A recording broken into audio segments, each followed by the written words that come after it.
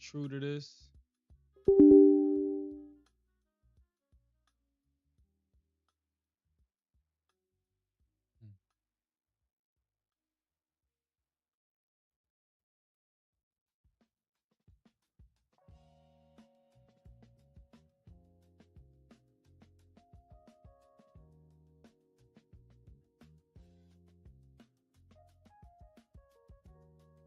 Perfect.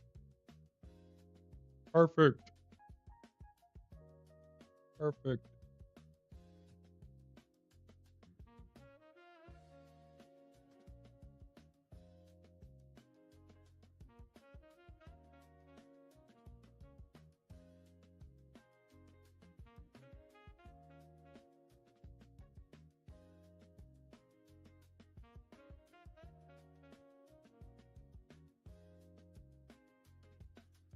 Perfect. Yeah, what's up, Alfred? What's up? I just got in short on ES. I just looked at the charts, just saw this thing happen. Just saw that it swept yesterday's high. I'm shorting this. I'm shorting. Short, short, short.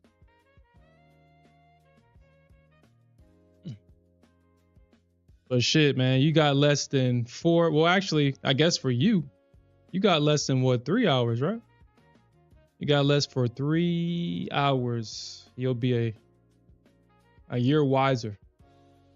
You have one more year of experience. One more year of experience.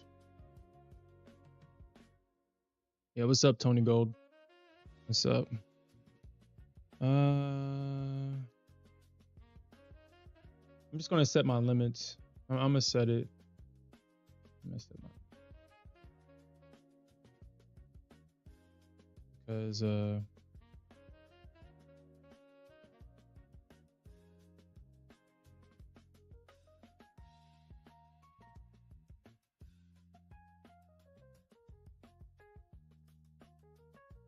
nope.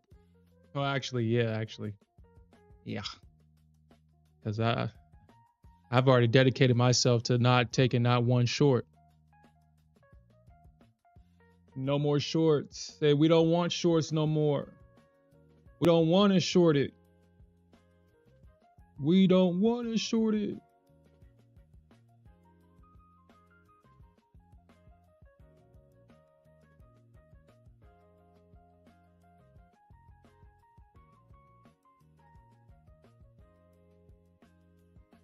Because when she leave your ass, she gonna leave with half. 18 years, and on his 18th birthday, he found out it wasn't his. Now, I ain't saying she a gold digger, but she ain't messing with no ES trader. All right.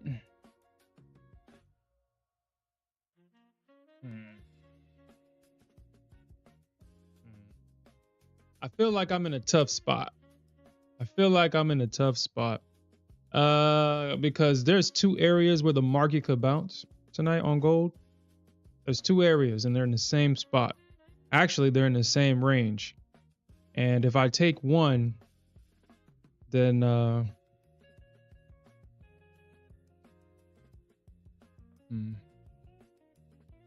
so either the market could bounce so at a range between 207 and 200. So like it's a 7-point range. A 7-point range.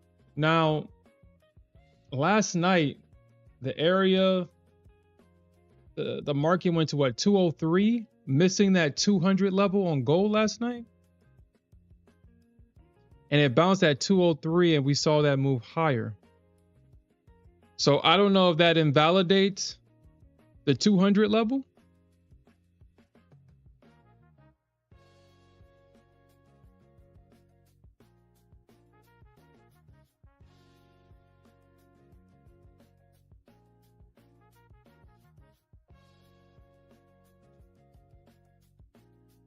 I don't know if it invalidates the 200 level because there was a lot of orders sitting at 200 last night. I set my limit at 20, like almost 201.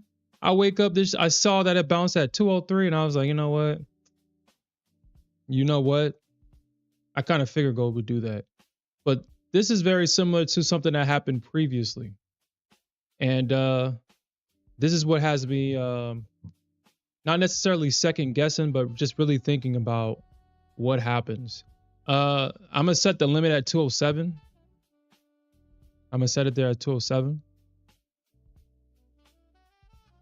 and I will see what happens. But I remember there was a previous situation or a previous session where there was a bunch of orders at 45.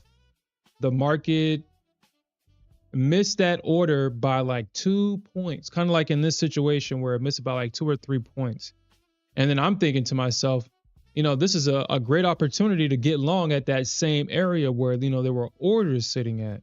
Man, tell me why, man, as soon as the market touched that thing, it sat there for 2 seconds and then it flushed. And I said, God damn it. God damn. I should have known. I should have known. I should have known. Should have known. But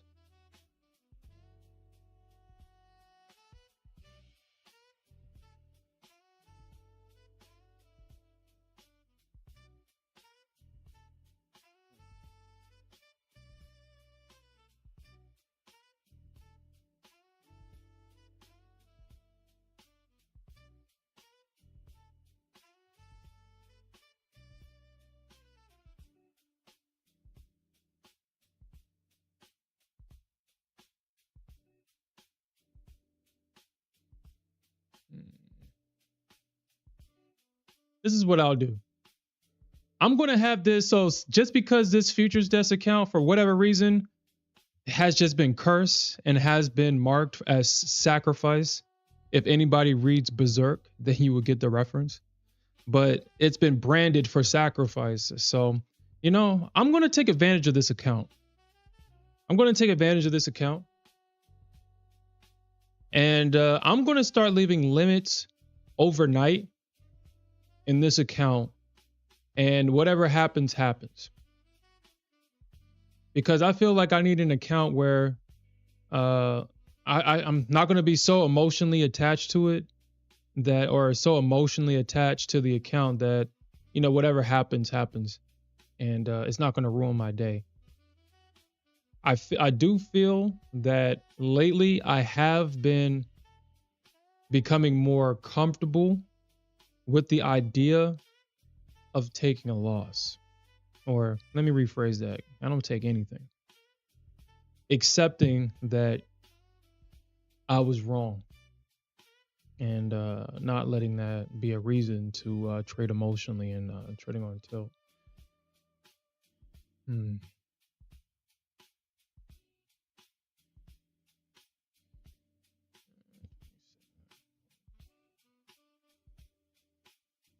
So I'm just going to leave that limit sitting right there overnight. Just one limit. We'll see what happens. We'll see what happens overnight. I'm not going to trade. I'm probably going to, I think we'll see. We'll see what happens. We'll see what happens. Because this month already has been very challenging to trade these instruments. It's been super challenging. Today, a lot of people lost their accounts today.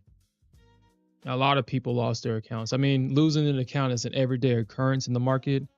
But I've seen a lot of people show off negative P&L days today all across YouTube. With myself included. I think I lost about like 4K today, man. Just 4K. And I'm glad I lost that in the Apex account because, I'm not emotionally attached to an Apex account at all. I don't even take it seriously. But just to lose, that's probably like the first day that I've lost so much money in an account at one time in a long time. There was a lot of fake outs today. There was a lot of stop outs. There was just a lot of shenanigans today. So,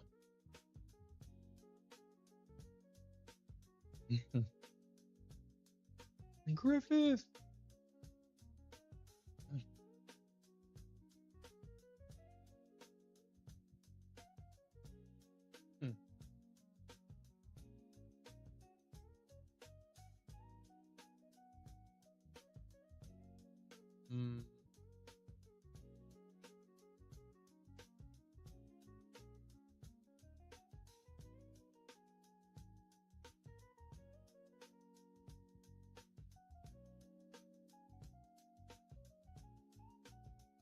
Actually, the gold longs might have actually worked. Actually, this actually we could see a move higher tonight on gold, actually. Now that I'm kind of looking at the structure a little bit, we could see a move higher. Yeah, I think we could see a move higher, especially if it breaks above. Hmm.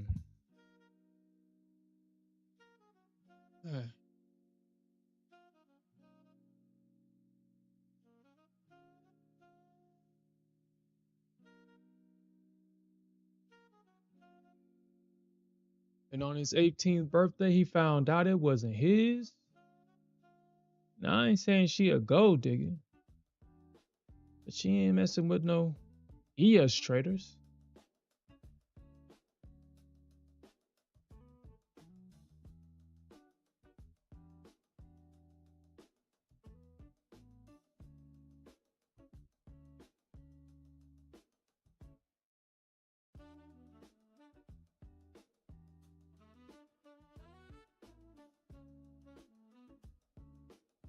Yeah, Alfred. Yeah, I mean, shit. That it really goes to show that your subconscious knows a lot. Your subconscious knows a lot. It's already, your subconscious is literally tapped in the source. I mean, it's your subconscious literally picks up patterns. It's your conscious mind that that questions and second guesses, because that's its job. It's supposed to question and second guess, because even though the subconscious mind, it picks up patterns, it doesn't have any reason or logic. It just does and do. That's why the conscious mind is there to be what's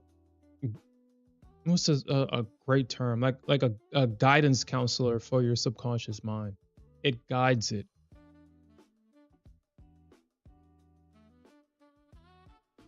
It questions the things that it believes, because your subconscious mind is susceptible to anything. It becomes susceptible to its surroundings. That's why you need a conscious mind. People that don't have a conscious mind or doesn't utilize their conscious mind, as I should probably say, that's your NPCs. Those are your NPCs. Those are the people that will sit there and say that there's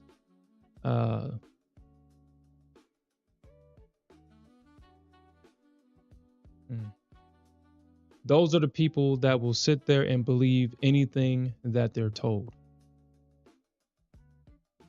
If somebody in authority tells them that aliens don't exist, as an example, then they will believe that aliens don't exist. Then, if somewhere down the line, someone of authority tells that same person that aliens do exist, they'll accept it. And they won't even, they will shamelessly not even consider that at one point in time, because somebody told them that something did not exist, that they believed it. And this is their new thought. And that's just how it is until it changes again. That's the subconscious mind. It's all over the place.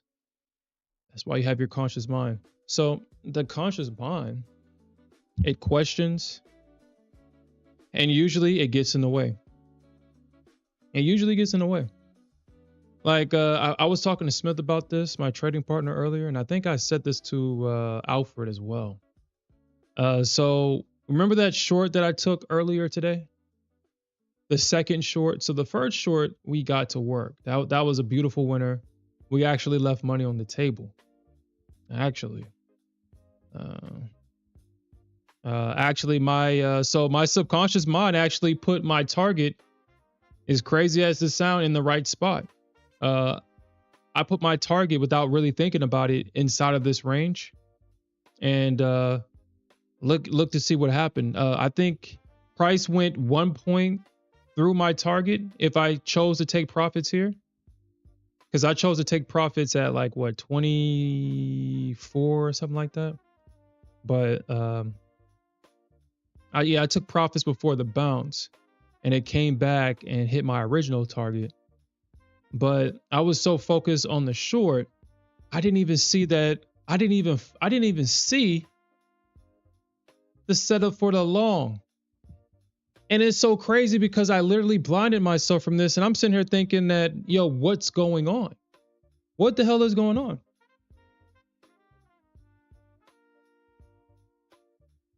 And here it was, like, it was right here the whole time. And I didn't see it until I got stopped out. It's like the craziest freaking thing in the world. I did not see it until I got stopped out. A two-legged pullback into support. I couldn't believe that I missed this setup. This is one of my setups, but I was just so focused on the shorts that I totally ignored this setup. And I was talking to Smith about that. I was like, damn, I didn't even see it. I did not see it. Or I guess I didn't want to see it because it went against what I wanted at the time, which was a short. And the market wasn't.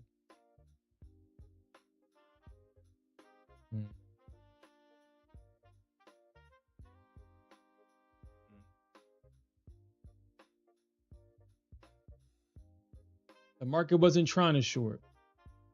I was just trying to short the market.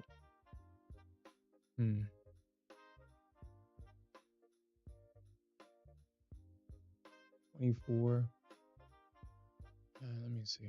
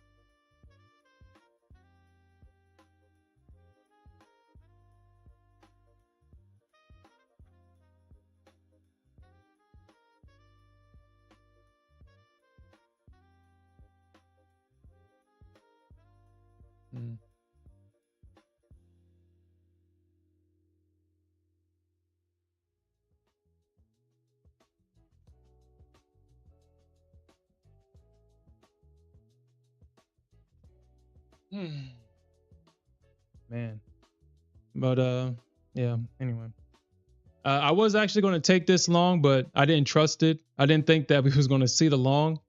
And sure enough, my subconscious mind was right again. Now, I do feel that I'm almost at that breakthrough that I'm looking for. I think I'm getting there. That breakthrough where I'm getting the results that I want and just being able to grow. Now, before the stream started, and I need to finish watching this video. I'm gonna put this link in the chat and then we'll talk about it. I highly recommend that everybody here watch this video. I'm actually gonna pin this video. I highly recommend everybody watch that. This is the guy right here. This is what I've been watching before the stream started. And I feel that this right here is exactly what we talk about. It's exactly what we talk about. How I share with you guys that for so long that we had payouts since February or January or February 22nd, or I think was the first payout this year. We had payouts every week up until the month of April or May or something like that. And then I just stopped because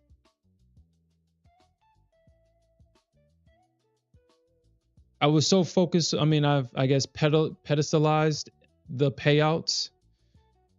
Yeah, that's what he describes it as in this video.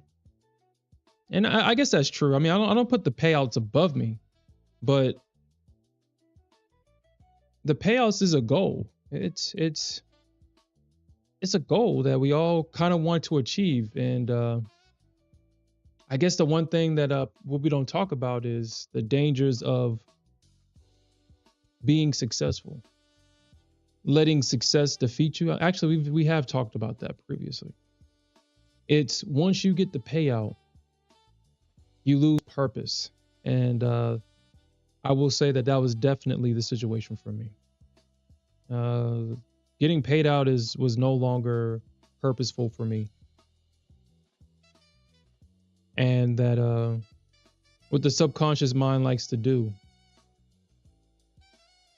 So you can continue on your journey is to self-sabotage before the payout, self-sabotage before you actually pass the account, days before. If you make too much money in one session, you'll come back and lose double it in the next session because it's uncomfortable with the success. You don't have a plan after you win. You don't have a plan after you get the payout. I mean, the payout is the objective. The subconscious mind doesn't like dead ends. That's why we have a fear of death. That's why there are, or I guess what we call religions, that, and their main purpose is to soothe the idea of the finality of death by saying that once you physically become inanimate, that spiritually you'll live on somewhere else and life will continue. The crazy thing is kind of like, honestly, now that I'm kind of thinking about it, now that we're just kind of getting deep into this, I was watching this Christmas special with my daughters, and it was like Mickey Mouse and they were trying to save Santa. And I'm sitting here thinking to myself, watching this stupid shit. I was like, dude, why the fuck is Mickey Mouse and all of his friends? Why does Santa need their help? Why can't Santa save his, like, first off, how the hell did Santa get trapped where the fuck he was at anyway? How did he get trapped there? And second of all, why does he need Mickey Mouse and his friends to come and save him? So, I mean, that's what I was sitting there thinking that the whole time watching it, but obviously, my daughter's enjoying it. And then throughout the special, Donald Duck, he was all focused on, I want my presents. I want my presents. He was only being motivated by the idea of being rewarded. And Mrs. Claus was constantly telling him that if you're bad, you won't get any gifts. You have to be nice. You have to be thoughtful. And through those behaviors, you will get your presents. Doesn't that sound familiar? Doesn't that sound familiar to you guys? Isn't that the basis of every religion? You will find prosperity through your behaviors, through your choices. Now, what I'm not saying is that these things aren't true. I've come to understand that your life is shaped off of the choices that you make, obviously. If you move against somebody else's will, well, you will be punished from that energetically. I mean, that's what goes around comes around. That's common. But it's just very interesting that everything to receive a reward, you have to exhibit positive behavior. And that's taught to us since we were children. And because our conscious mind isn't developed yet, and we're basically subconscious at those ages, obviously we absorb all of that misinformation and it becomes a part of us, and we take that information into our adulthood. So I just found that part interesting. But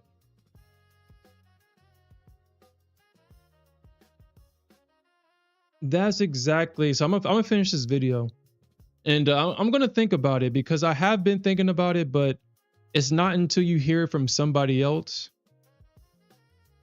that it becomes kind of solid, something that you can, because I mean, we listen to ourselves, but unless somebody else talks about it, I mean, there's always going to be skepticism.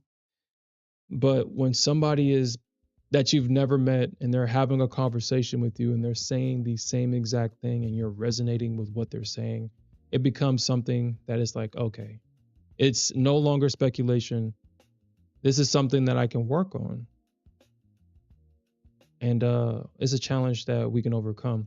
And with this creator, what he suggested was that we focus on growth instead of the payouts. That's when we're going to start to see the success that we want. Another thing that we talk about a lot on this stream is building that relationship, building that trust with yourself. Now, the reason why I got these X platforms is because I know exactly what I'm going to do. If I don't get my way, I'm going to blow the account. That's not what I want. The part of me that wants to grow these accounts is fearful, is very concerned. It's that feeling of anxiety is always there because it doesn't know what to expect from me, because if either it goes my way or I'm going to blow the account. But with these X platforms, or with the X platform, and I can lock myself out, and I have a rule that before I even take the trade, I lock myself out of the risk setting, so I can't go back and change it, because I've seen plenty of times where if I don't lock it before I take the trade, I will go back in and adjust it. I will do it. I will do it. So that's definitely helped a lot. It saved a lot of accounts. But I mean, the point of the matter is that until I'm able to do that without having a system do it for me, there's not going to be trust within myself because of it. There's not going to be trust.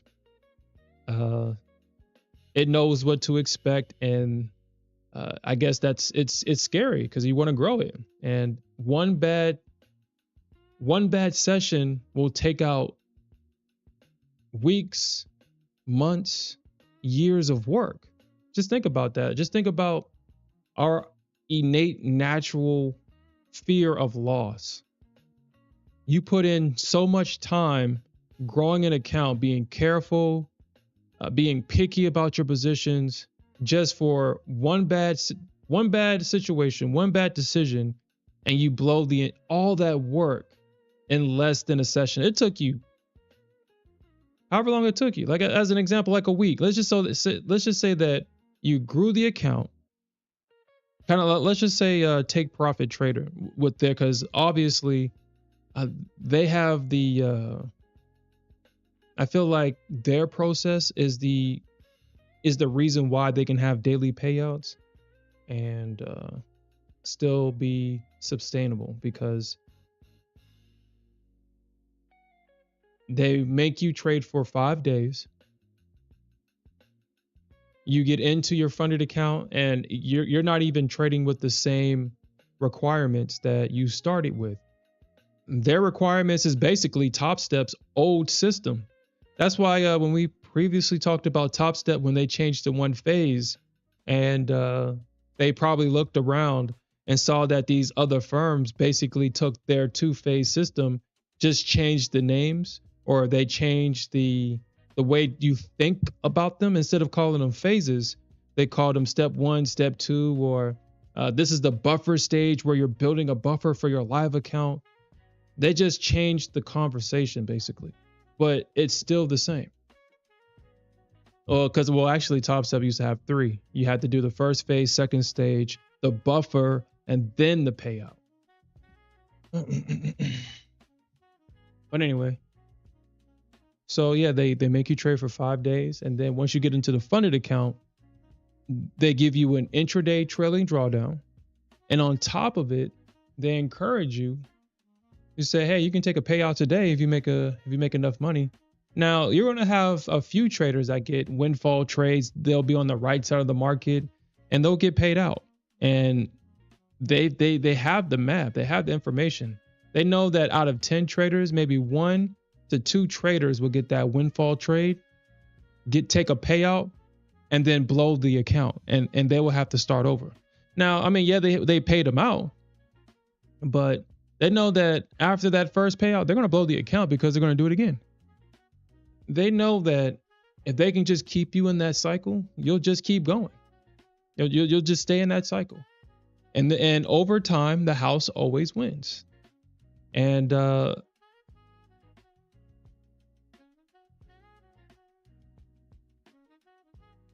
that's the scary part. That's the scary part about it. Because once you blow the funded account, you have to start back over. You have to start back at the 5 trading days. And that is a scary feeling. That's a scary feeling. It is scary. It's like, man, I got to start over. And then I have to work my way back up to get to the funded side to get a payout. And once you get into the payout, because you already have a history with yourself, that if things go wrong, you'll blow the account.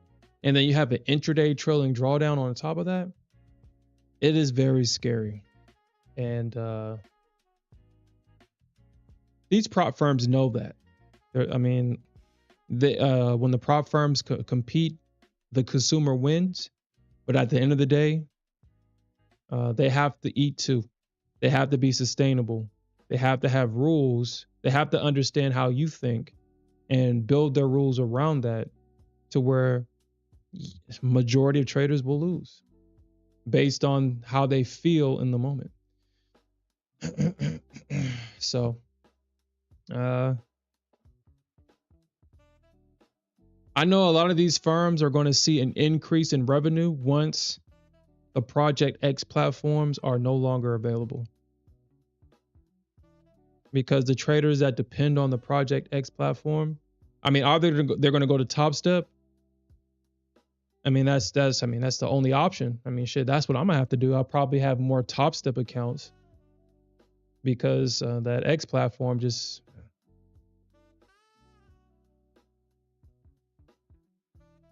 Or they have to stick with NinjaTrader 8 and Tradeovate and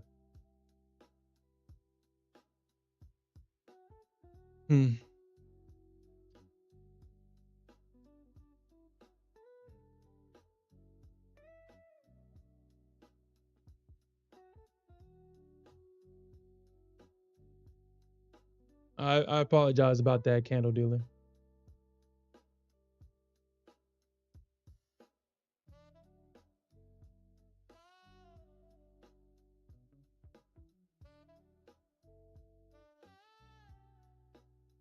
So Marlog, you said it's extinct.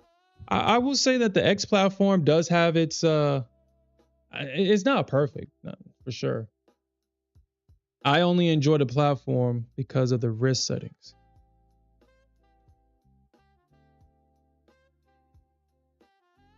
I have a very aggressive personality.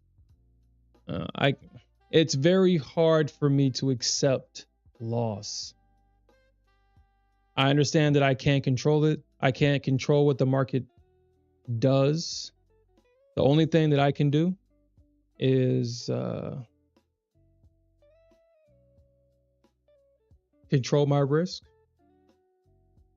control my entries, control my exits. That's all I can do. And when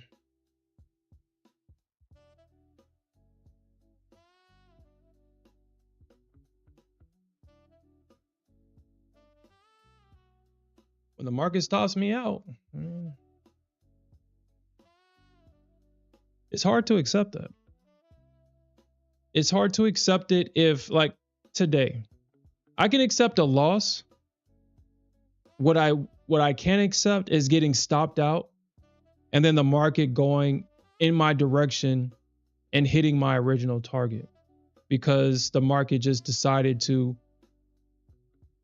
fail, stop me out, take the liquidity underneath the low, and then hit the target. I mean, I think everybody can say that that's a frustrating feeling. And that's just hard to accept. That's hard to accept. And I really don't even know where to even to begin to accept that, because that is not my personality. It is not something that I even want to begin to try to become accustomed to. It's like someone fucking your bitch in front of you and saying, okay, yeah, and then you're gonna be okay with that. Like no, no, no, no. I'm not gonna be okay with that, and I don't even want to not be okay with that. I don't want to become so passive that life thinks it can just take advantage of me and think that shit is sweet, and it's not. So it's no, I can't do that.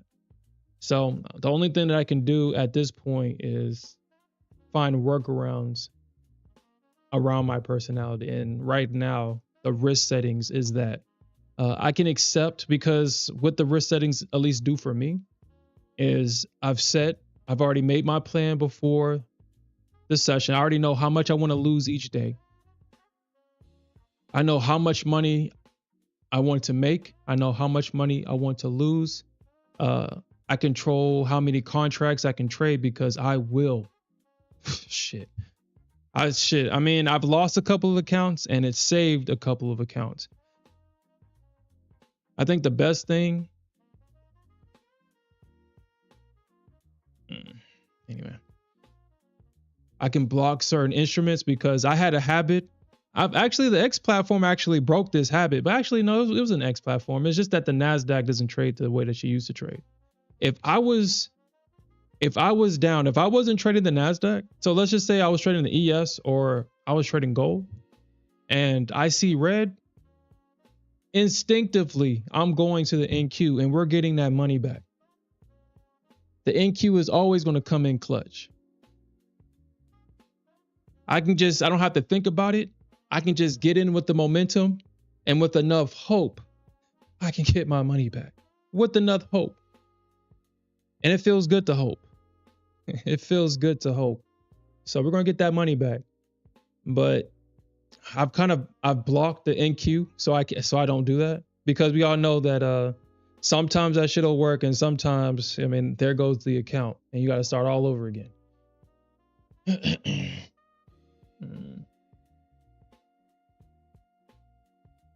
But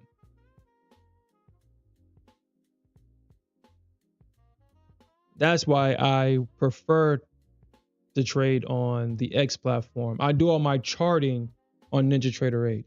If NinjaTrader 8 had the same type of risk settings, I wouldn't trade on the X platform.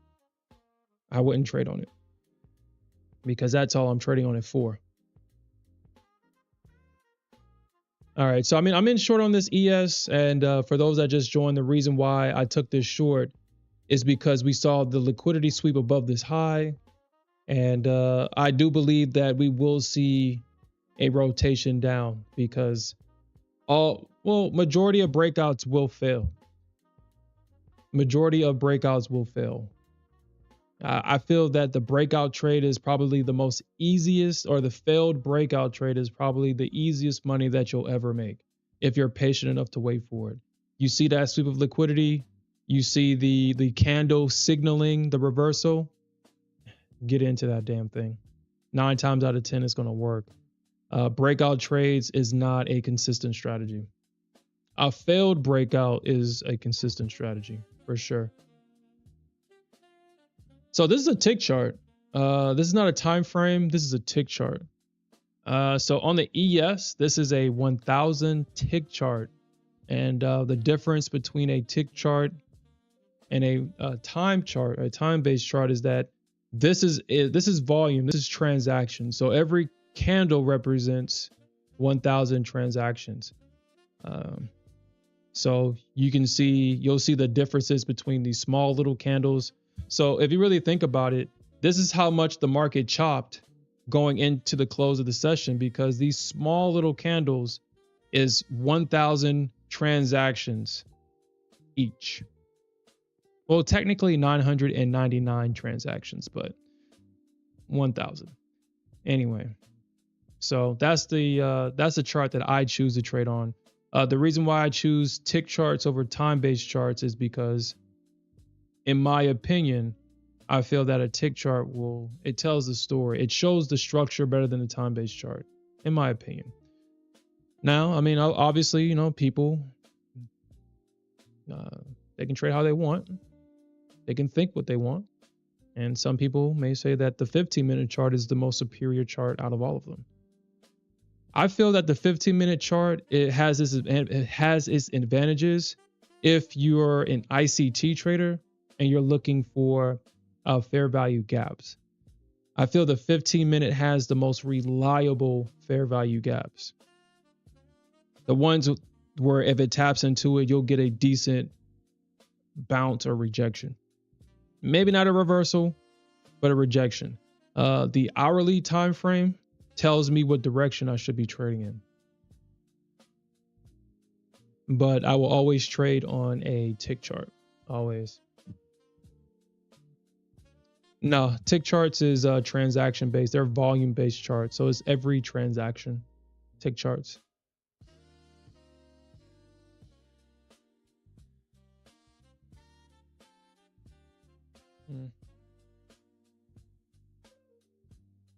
You can see my actually you can kind of see it right there. Do you see actually let me, because y'all guys may never notice it, but you see it right here. This is the counter right there. So for every transaction, you can see that it's going up or down. And after every 999 transaction, the new candle will be formed. But yeah, just make sure y'all guys give that video a watch. I'm pretty sure you'll learn something. We talk about it all the time, but like I said, it's just one of those things where if somebody else is talking about it, it just resonates more. It sinks in more.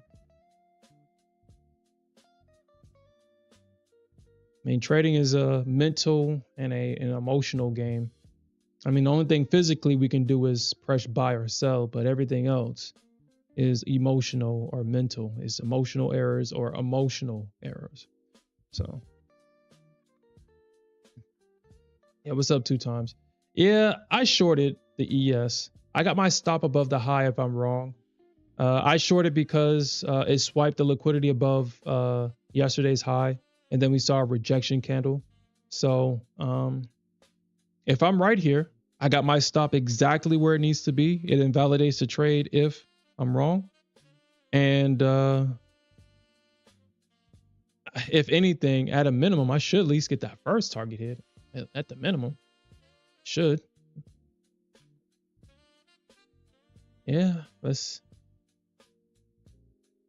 but I mean, I know I've been complaining about shorts all day. I just kind of hate the fact that I just hate that for whatever reason the bears are just not holding.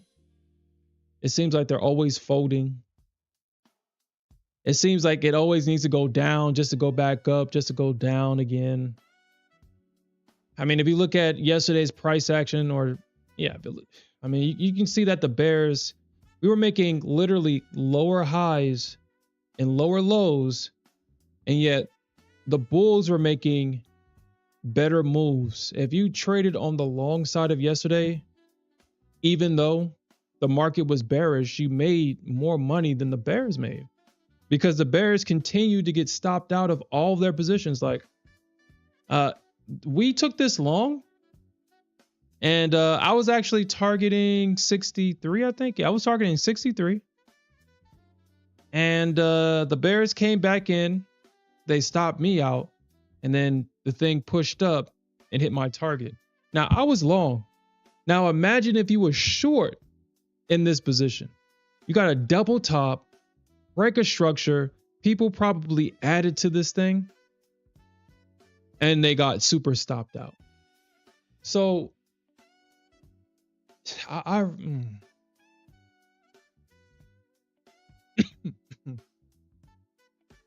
they get stopped out, They get back in it short. They failed to take out this low right here. So this kind of told me that the bulls were going to be back in control again. And then all the bears that got aggressive at that break that didn't take profits because they were probably targeting that low. It's highly likely that they were targeting this low. And then the price comes all the way back up and stops them out again. It stops out the bears that were short here. It stops them out. And then it hits everybody's target. So it's like shorting this market is just, it's so challenging. It's a challenge to short this market. And yesterday's session as well, you can tell that the market was trying to short. I mean, overall, we were bullish. Overall, obviously. I mean, you don't need me to tell you that. Overall, we're bullish. But I mean, the session starts off with breaking this trend line. You got a rejection right here at the retest of the trend line.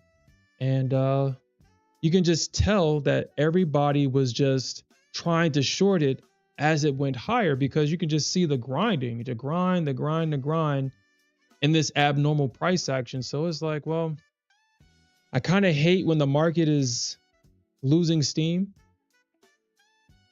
where the positions are that you have to take are short positions, but they just seem not to work. They don't work as good as they should because the bulls are just being super aggressive, but they're not following through. So, like I said, I'll take this short, but as I've explained earlier in the session, I just have to be prepared to get stopped out and for it to hit my target. You said that NQ didn't sweep the previous session's high yet. I haven't looked at NQ. I thought it did. Yeah, it did it. It did it earlier in it did it earlier in the session. I noticed that too. It swept the previous session, or unless you're talking about this session. Because ES, I guess ES did it too. All right, my bad, Alfred, you're right. I guess ES did it too.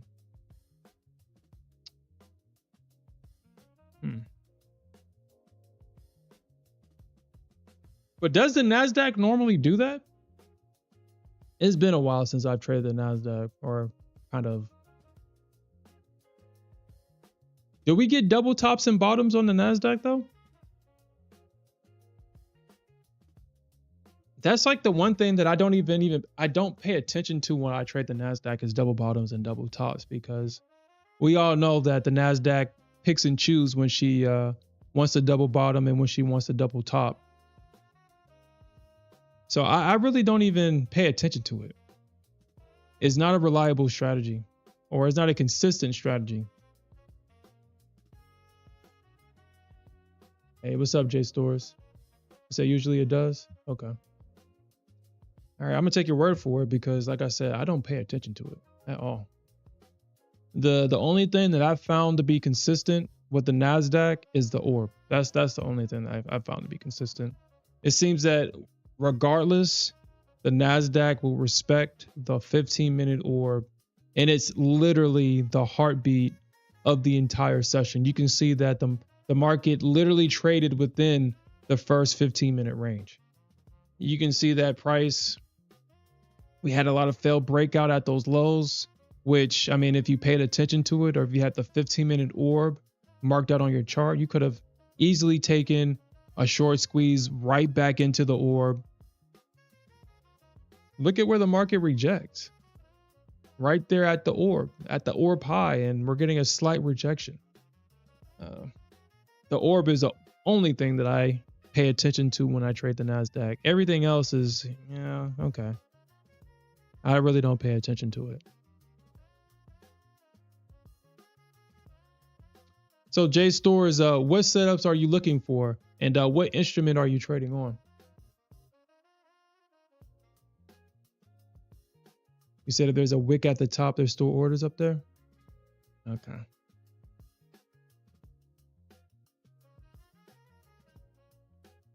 And someone asked us shorts on gold. I wouldn't. So right now on gold, my opinion, I would just wait on the longs. I would wait for the breakout, because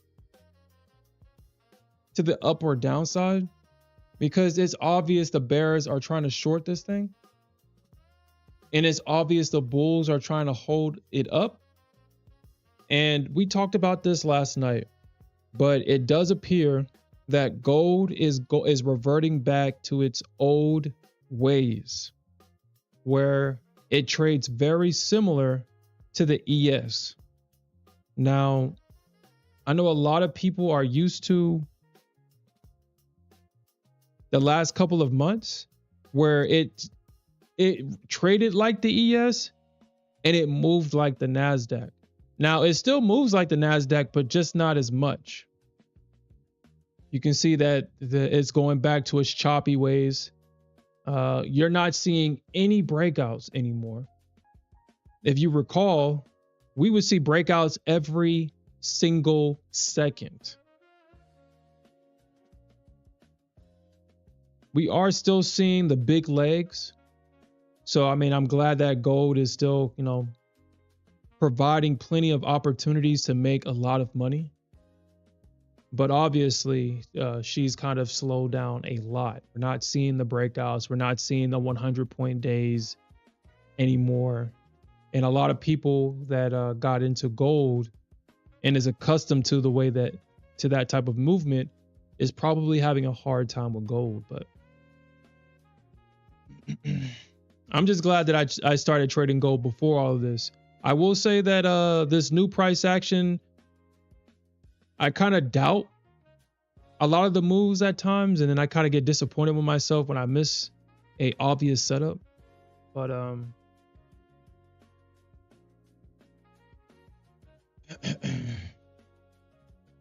I would wait. I would wait for the breaker structure, and I would trade the retest. I find that to be the most reliable trade to take on gold, where you don't have to scalp heavy size. You can trade 9 to 10 points. I feel that if you want to do intraday swings, 9 points is that sweet spot.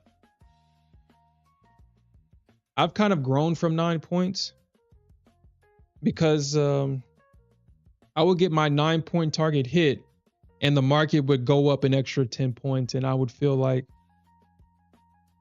I'm leaving too much money on the table. So now I have like closer to an 11-point target now. It's close to 11 points. But if you want to start small, 9 points is that confidence booster for gold. And let me see if I can find kind of like the trade that we took earlier not today, but during Wednesday's night session. I mean, for those that were with me, what trade did we take? It was a clean breaker structure. It was so clean. I was like, man, it was just an easy trade. My mind almost, it was a cognitive dissonance of how easy the damn trade was, because it was like, wow, it just worked. Where was it? It was earlier in the session. Let's see. So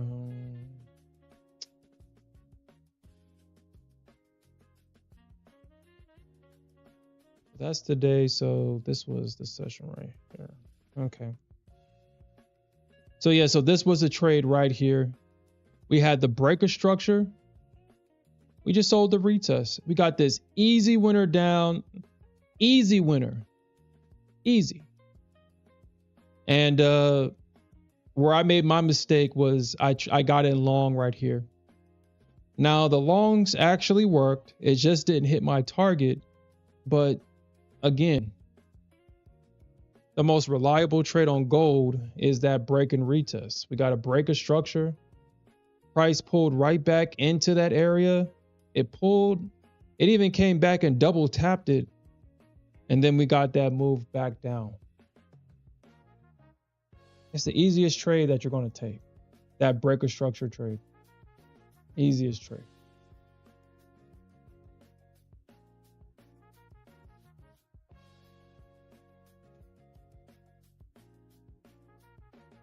Mm. Mm. All right, so you trade NQ and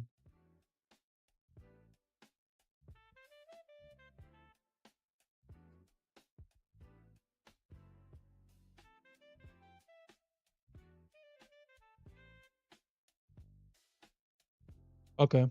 Yeah, I do see a lot of people they trust that golden fib zone, that 618. I used to be one of those traders, and I hate the fact that I moved away from it because gold and ES both love that fib level, but I just never seem to trust it. I don't trust it. And it works. I just don't trust it. I feel like the moment I take that 618 trade is not going to work. I like to look for deeper pullbacks. Deep pullbacks. Cuz I feel like that 618 is a decent pullback, but it may not hit my target. It may not go further enough to hit my target. So I figure, well, if I skip the 618 trade and just look for that deeper pullback, I can be a part of, moves like this. But the 618 is definitely a reliable fib level. And if it's your part of your strategy, I would keep it there.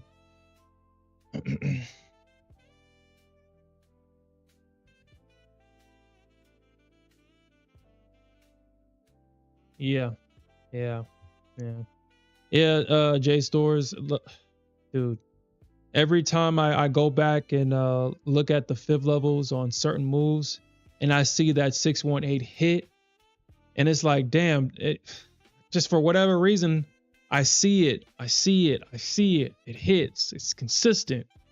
Like, honestly, the 618 hits, like, that level works before it hits the deep pullback that I'm looking for, because I'm looking for a range, right? So I look for the trade in these ranges so I can make sure I get the best opportunities for a profitable trade. Always looking for ranges. And the crazy thing is that 618 is probably like right there. And in order for me to get my target filled, it has to break the 618. And I think that's what creates that distrust. Because in order for me to be successful, in order for my order to get filled, it has to break the 618. It has to. But usually what I've been seeing now, all right, this is a great example right here. So as I said, I will look for a range. And this is the 618 right here. And you can see that it never actually comes back and tests the range. And then it will keep rejecting at the 618. Like, it'll double top at the 618. And I continuously see this happen. And for whatever reason, I still can't trust it, because I'm still in my mind, I'm thinking, I want this range. It has to break this 618 level. So I'm not going to trust it. But this is what I continuously see all the time. I'll miss this trade. And then when it finally breaks and it taps the range, this is the trade I get. So I already skipped over 2 good trades right here just to get this one. So what I'm going to do to kind of fix that problem is I'm going to start taking that 618 trade. Win or lose, I'm going to document it. It's going to be personal. It's not something I'm going to share with the stream because it's not that serious. It's something that I'm dealing with personally. So, I mean, if y'all want that information, I guess I'll document it and make it pretty and share it. But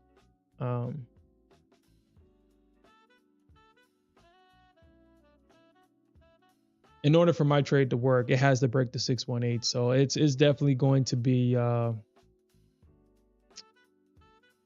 It's definitely going to be a challenge because, as I'm thinking about the potential results.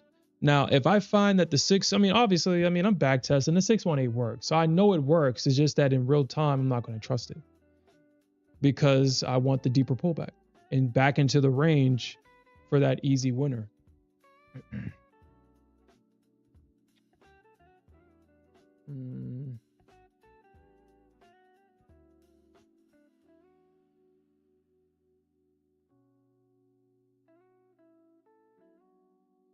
Yeah.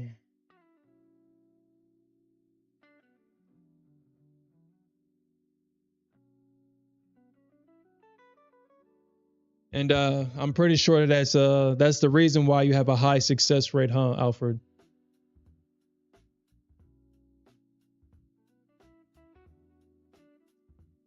You said the Bulls.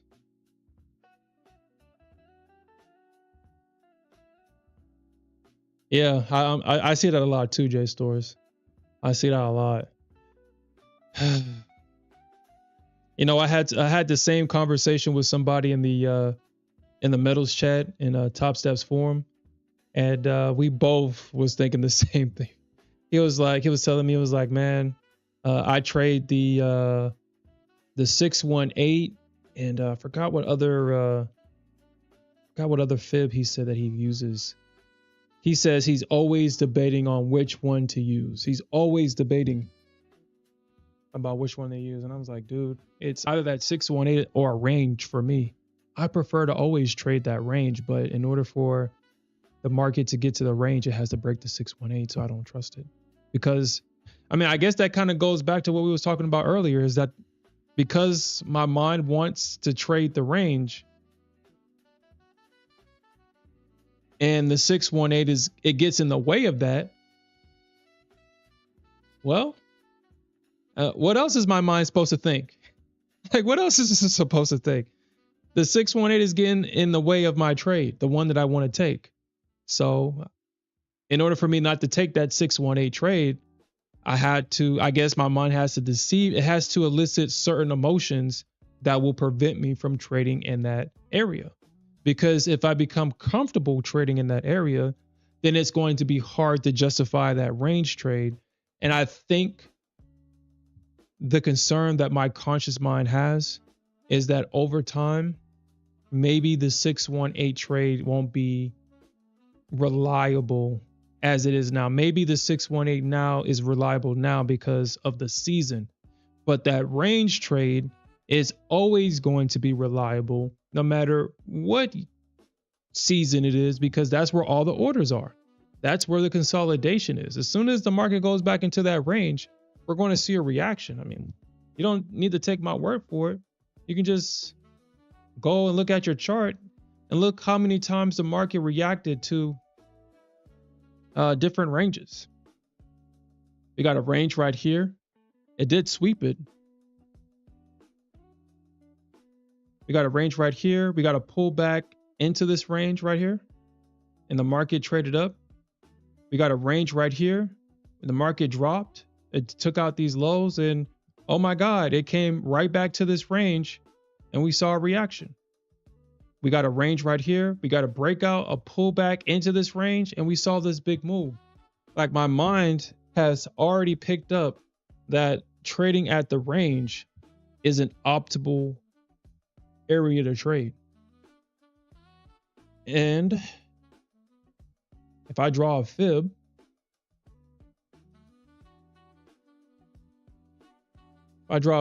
you can kind of see that the 618 area right here, it has to break this to get to the, it has to break it to get to the range. So I think that's where that distrust comes from. Or actually, I don't have to think. That's exactly where it comes from. It's in the way.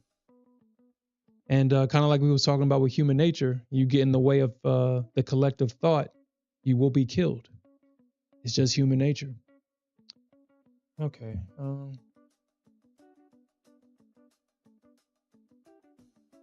Yeah, that's definitely true. Alfred, I find that the 50 percent fib level works the best on the Nasdaq? It's the 50 that the Nasdaq likes. The 618, I mean, I'm not going to sit here and say that it doesn't work, but if we draw like and let's just say that we draw a fib from top to bottom, you can see that the market likes to react at that 50 more often than not. But honestly, I wouldn't even take a trade out of 50% fib. I mean, you couldn't even pay me to do that. I feel like you're asking to be a liquidity donation at the 50% fib. You can see that if the 618 worked here, they bounced at the 50. They bounced at the 50. I mean, I feel like you trade the 50, you're just asking for trouble. I feel like the 50 works in a trending market. If the market is overextended and it's made a big move, then the 50 is probably a great fib to trade off of if your strategy is just based around fibs. But like I said, I wouldn't even trust it. I'll just skip the trade altogether. I would skip the trade. Yeah. Yeah, you're right, Jay Stores. You're absolutely right. One of the biggest things, and I've shared this before. I know a lot of people have their mixed feelings about ICT, but one of the biggest things that I've taken away from his body of work is that the algorithm. I mean, the majority of the market is an algorithm it's computers. I mean, computers, these algorithms, these bots. Even though they've been coded by humans, So all of these are human-based decisions, but they're executed by a machine. Machines, they execute, and they can only execute on the instruction set that they have been provided. And that's what makes machines, in this instance, that what makes machines better traders than humans, because they have no choice but to trade the system that is given to them. They have no choice. There is no emotion regardless if their stop or their target gets hit, they execute. And not only do they execute without emotions, they execute consistently until they're given a new set of instructions. And that is one of our biggest downfall as humans, because we get tired of doing the same thing over and over. We get bored and we like to change shit up. We like to be cute with shit. We don't like doing the same thing over and over. That's where discipline comes from. I feel that one of the biggest misunderstandings that traders have is the word discipline, because what people believe discipline means is that, oh, you're always making great decisions. And I guess that goes along with discipline, but it's a discipline of doing the same thing over and over and over and over and over and showing up. That's discipline. It has nothing to do with your emotions. I mean, your emotions will kind of hinder discipline, but regardless of how you feel, what you're looking at the chart, you see your setup, you have the discipline to execute. You don't touch your stop, you don't touch your target. You let the trade play out, and you have the discipline of doing it again, and doing it again, and doing it again, and doing it again. Yeah, I mean, the majority of this market a lot of the executions are done by computers. I mean, so at this point, fib levels, measured moves, stuff like that, honestly, if you're not using measured moves as a part of your strategy, I feel like you're kind of missing out on a lot of easy trades. You're missing out because machines are the market makers. The market makers, I mean, obviously you'll probably have some humans playing the market maker, but I'm pretty sure the only human market makers that are left out there has been probably doing it for years.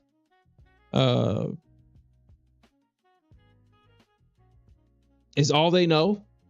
They don't want to do anything else, so they're just the human market maker. But you're not gonna see anybody new be a market maker because they have computers for that. The computers are market makers.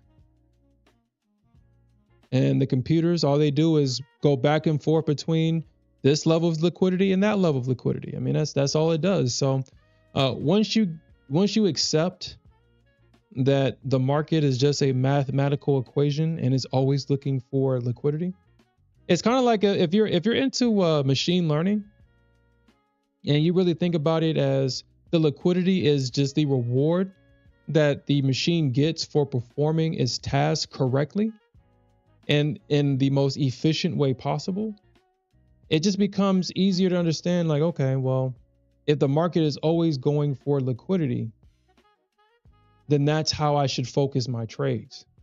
Just go to the next area of liquidity because that's where the market's going. I mean, the only time I feel that it deviates from that is if we have news. If we have something like a Trump tweet that Trump says, oh, we're not friends with China anymore. And then the algos just go full Armageddon and just super dumps out all the positions. And then the market just crashes. And then the algos just buy right back up. And they buy it up like nothing happened. It's like, oh yeah, Trump, yeah, okay, Trump said something crazy. We dumped the market and then we bought it right back up. It's just a mathematical equation at this point. I guess it's been that way for a long time.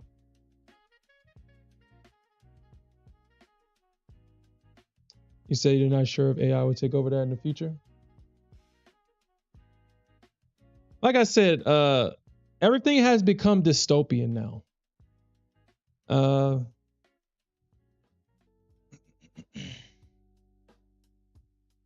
The world has no room for human error anymore.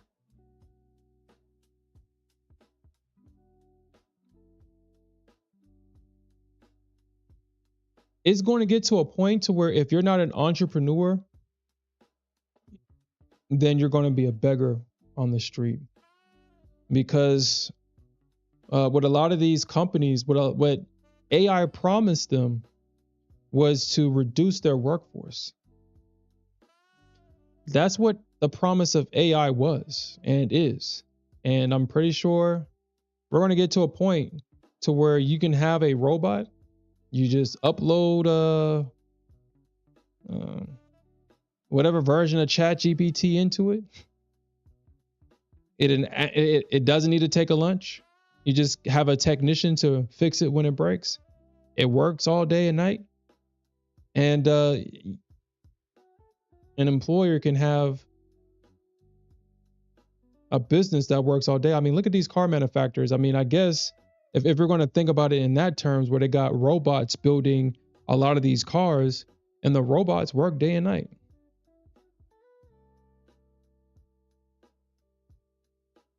What employers want is to reduce the human element because these businesses do a lot of studies. They bring in a lot of professionals. They bring in a lot of consultants.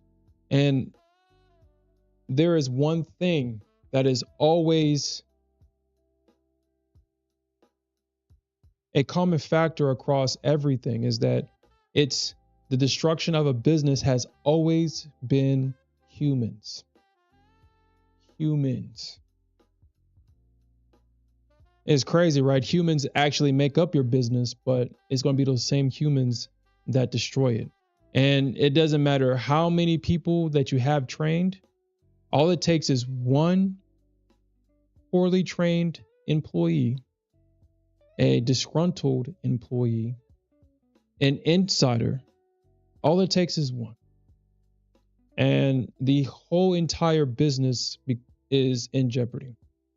And if you're a CEO of a company, and you're not going to feel this until you become a CEO of a company, where all the responsibilities of running a sustainable business is you, and people depend on you to keep the business afloat, to pay families and all this other stuff, pay salaries so your people can take care of their families and yada yada blah blah blah. This is the type of stuff that keeps them up at night. It's like, damn, when is somebody going to harass a female employee? And they're not going to sue the person that harasses them. They're going to sue us. They're going to sue Facebook because we hired this person and this person supposedly sexually harassed someone in the workplace. Or when's the next time is someone's going to steal money from the company? I mean, I guess that's not a big deal. That part is not a big deal. Because people only really steal enough so they don't get caught. They're not going to steal so much to where it destroys the business. They'll just steal a little bit for a long period of time. When is someone going to go and do something stupid while representing us, like wearing their, like go rob a bank in their freaking employee uniform? You know, stupid shit like that. This is the type of stuff that employers are constantly thinking. Now, your bigger firms, obviously stuff like that is not going to affect them. But your middle to small businesses, all it takes is one event and your entire business is gone. One bad social media post, your business is gone. I mean, we've seen it. We've seen a lot of businesses go out of business because someone was disgruntled. They said something online and said that this is how they were treated. And if these businesses didn't have proof that certain things did not happen, you already know the court system that is that of the internet completely destroys the business overnight. Years of work gone. So, yeah, I say all that to say this. That's probably why we're seeing, I think that's probably why a lot of people are saying the AI bubble is going to pop, because it's not solving a problem. Now, it has reduced a lot of remedial tasks. Like, I mean, with chat, you don't really need customer service. You really don't. And then for the little bit of problems that a chatbot can't handle, and they want human interaction, they go overseas and get cheap labor from overseas. And the crazy thing, well, not the crazy thing, is that even though the call centers, the support systems, I mean, you may call them and they say, hey, this is, Top Step or My Funded Futures or whatever. I mean, they're just another company, and they're taking in a lot of people's support calls and stuff like that. So it's a lot of separation, and you're just trying to reduce as much human error as possible.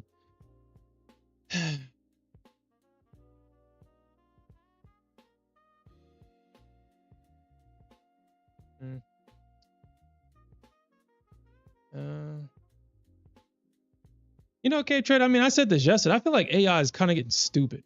Or, okay, well, I guess I should say this. I think the AI that they have available to the public is getting stupider. But I'm pretty sure that people in inner circles, because I feel like when ChatGPT and these AI tools first came out, I feel like they were actually better. But obviously people are asking these chatbots crazy questions, and they're coming out with some great answers, like how to build bombs, how to do this, and how to do illegal activity. And they're giving step-by-step instructions on how to do it. And I feel like, they had to kind of dumb it down, or not necessarily dumb it down, but kind of filter and restrict how it answers certain questions.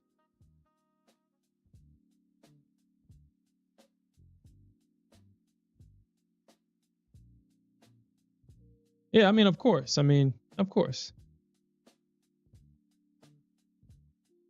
AI is really great at being an assistant. It's really great at that.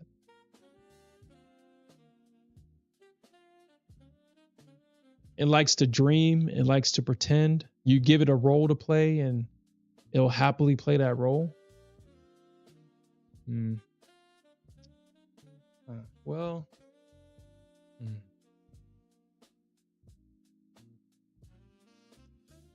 All right. Well, we'll see. We'll see.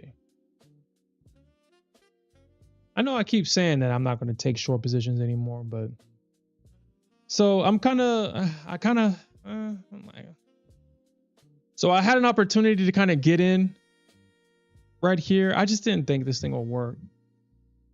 And that kind of goes about, that kind of goes back to what I was talking about earlier about having the discipline of doing the same thing. We have the breakout and the pullback. I didn't trust this trade because of how bearish it was. And if I actually took the trade, this price has actually moved up 16 points away from my entry. 16 points away from my entry.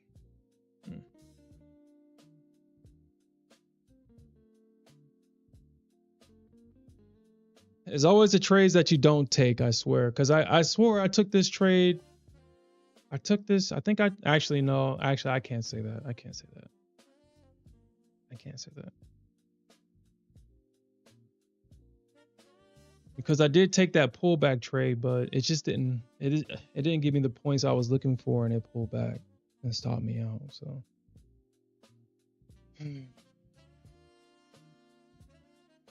I mean, I guess the last thing that we can talk about is kind of going back to that video that I have pinned. Again, I highly recommend watching that video if you're having a hard time finding consistent success in the markets. Another thing that he said that I think is very important is a lot of the times we self-sabotage is because we don't believe that we deserve it. We would rather be with the devil that we know than the devil that we don't know. We know how to lose. We know how it feels to lose. We know how our life is when we lose. But what happens when you start to win? It creates a cognitive dissonance, doesn't it? The cognitive dissonance that it creates is that before you told yourself that you don't know how to trade. You called yourself stupid. You've doubted yourself. You didn't believe in yourself. And you're just like, you know what? I accept the fact that, you know, if I get into a trade 9 times out of 10, you know, it's going to be a loser. And if you convince yourself of that, winning creates a cognitive dissonance. And we all know that the mind doesn't like none of that. It's always going to keep you in a system of your own design. It's always going to keep you in a world of your own design until you change it. You think yourself as someone that doesn't know how to trade, well, you're going to stay there. You're right. If you believe that you're someone that does know how to trade, you're also right. I mean, that's just how crazy the mind is. You want to win, but you don't know what it's like to win. So it's more comfortable to lose. You might not like losing, but it's more comfortable to be a loser than to be the winner, because damn, what comes with being a winner? I have to reproduce these results, or my ego is going to take a hit. It's easier to lose. Like, being a loser is consistent. It doesn't really take much to be a loser. It's like, it really doesn't. But what does it take to be a winner? You have to show up every day. You have to hold yourself accountable. You have to admit when you're wrong. A lot of things that a lot of people just don't care to want to do. And you have to do these things every day.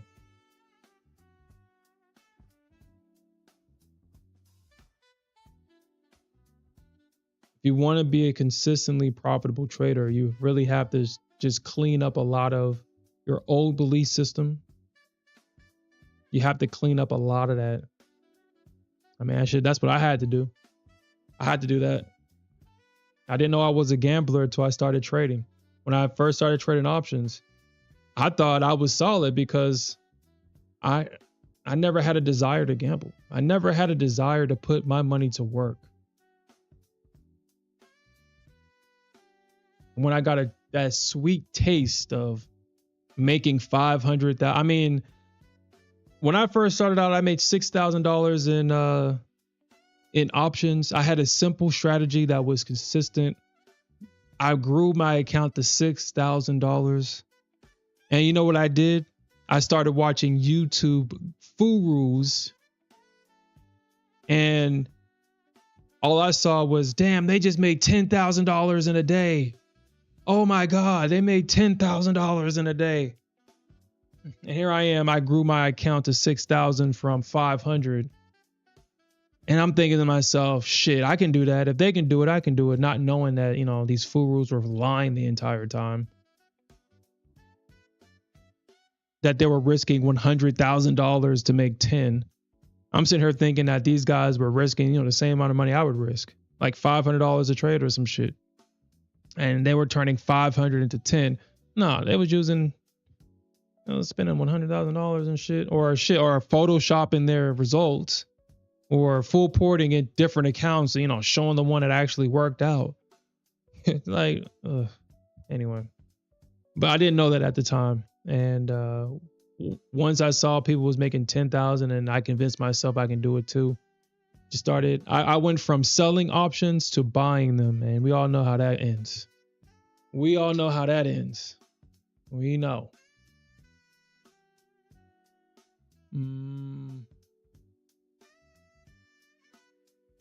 Yeah. Yeah, that's definitely true. JStores, yep. And JStores, that's actually something I was thinking about too, because a lot of people is not in this position. I mean, everybody that joins me in the morning, everybody that joins me at night, a lot of people are not even in a position to even buy prop accounts. They're not even in a position to be able to trade these accounts, because they're just not in the position mentally, emotionally, physically, financially. It is a blessing to be able to sit in front of a laptop and work from a laptop from the comfort of your own home. Some people have to struggle on their cell phones. I'm not saying that is a bad thing, but I mean, it's some people's reality. And some people don't have the time to trade. I don't want a life where I don't have time to sit in front of this desk and be able to look at setups and make trading decisions. I don't want a life like that. So it's definitely a blessing. It definitely is.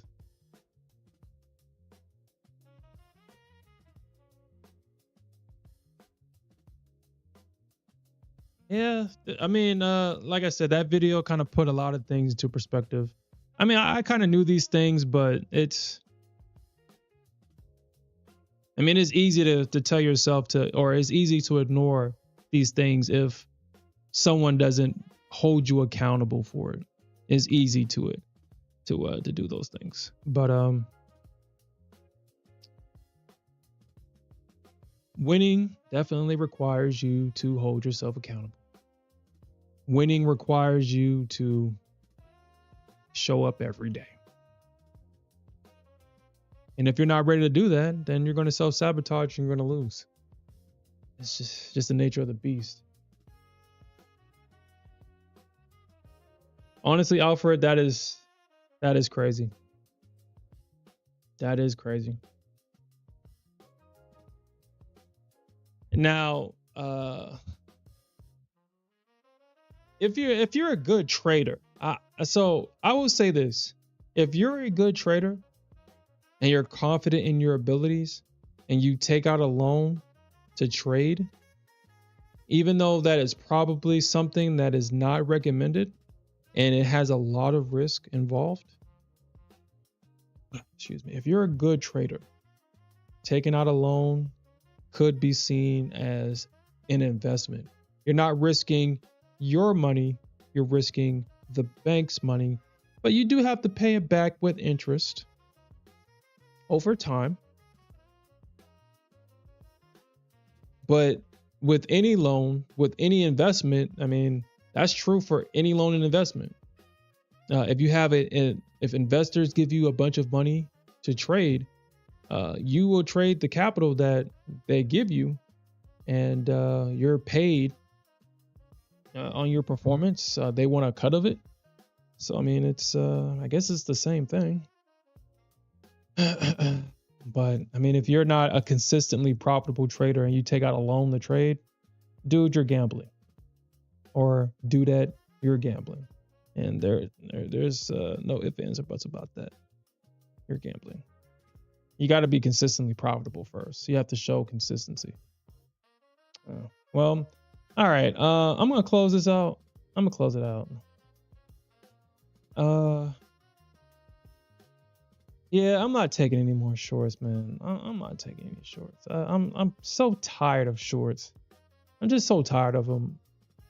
So I'm just gonna look for longs moving forward. Moving forward until these bears get their act together. They start acting right. God damn. Can't even take a short.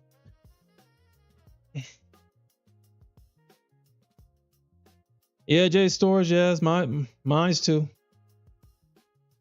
Mine's too, man. Shit, I always joke around, but I'm serious. I joke around, but I'm serious. I don't have red days.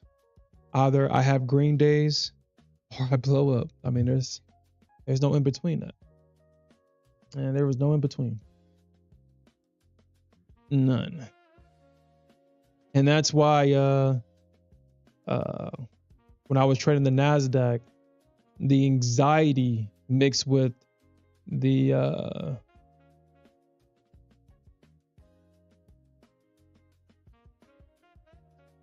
motivation to make money every day, because obviously that anxiety comes from is like, man, is the day going to be the day where I blow up? Is the day going to be the day where the Nasdaq misses my target and reverses? Is the day going to be that day?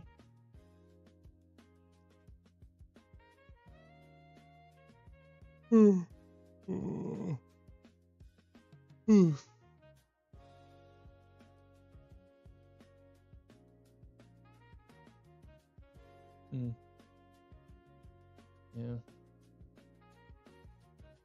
Yeah, I mean, Cave Trader, yeah. I mean, but I mean, this is a long-term game. Trading is something that you can do until you take your last breath. You can literally be on your deathbed, taking your last few breaths, and then you can put on a trade. I mean, you can literally do that on your last day here, physically on this plane of existence in this material world. So this is definitely a long game, but boy, this market has a great way of making you feel that this is all short term, that every move is the only time it's going to happen, especially when you see the same move happen every damn day. It really makes you feel that way. But it's not reality. It's not reality. And the biggest thing that I've come to understand is that perception is reality, but it's not reality. It's not. You have to have super awareness to be able to perceive reality, and that is not even enough. You're missing something. Something is not registering because the mind is designed to only take in what you believe and what you want to perceive. So it's kind of impossible to take reality as it is, because the mind is just not made for that.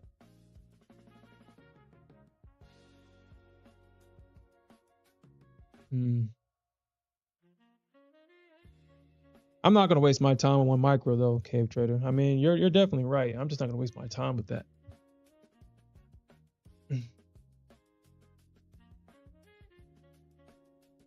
I'm not gonna waste my time with one micro. Now, if I'm in a personal account and I'm forced to trade with one micro due to margin requirements of things of that nature, then okay. But it's different if I have like a $500 or a $5,000 account trading one micro. That is just not happening. It's not gonna happen. It's just not. the 2 to 3, or the least amount of micros that I would trade is 3 micros. That's the least amount. When I was trading that 150 Lightning account with Tradeify, I kept it at 3 micros until I went tilt that one day and made too much money.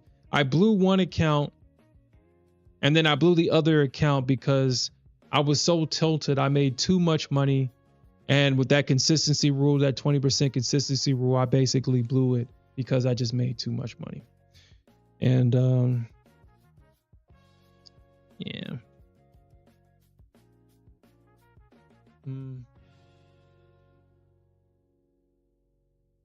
Yeah, he said max 1 trade per day was very easy to lose 100. Yeah. I mean, shit. It seems like every time I say I won't go back to minis and I stick to micros, it just seems over time I always find myself back in minis. Like it used to be all MGC, MES, and MNQ, and magically the only thing on my chart now was the NQ, ES, and GC. It just magically happened to where now all of my charts are back to mini charts. It's just bad. I'm just back to minis. Don't know how it happened, but here we are, back to minis. Like just like Thanos. And where does that lead you? Right back to me. You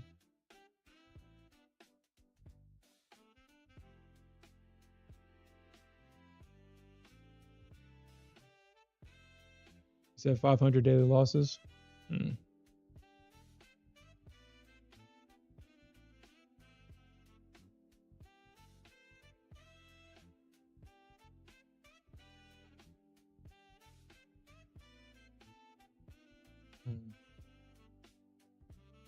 Yeah. I'm still debating on that. The 1 to 2 trades.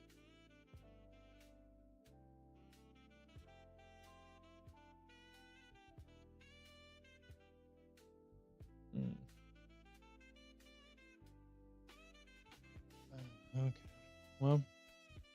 All right, guys. I'm gonna end it here. It's 10 o'clock. It's time for me to go to bed and get ready for tomorrow's session. Man, it's already Friday. When you're a trader, it just seems like the days just flows by so fast. It's already Friday. And the most dreadful part of being a trader is the weekend. Remember when you was an employee working on somebody else's dream and the week would go by so slow and the weekend would go by so fast? But here you are, an entrepreneur, building up your account, making financial decisions for your trading account. And the week goes by fast and the weekend, or the week goes by fast and the weekend goes by slow. Isn't that crazy? Nothing's changed except where you are in life and your perception how fast time moves has changed. Shit, I mean, I feel like Monday through Friday is a day and the weekend is like 3 days. It's like, God damn, it's not Sunday open yet.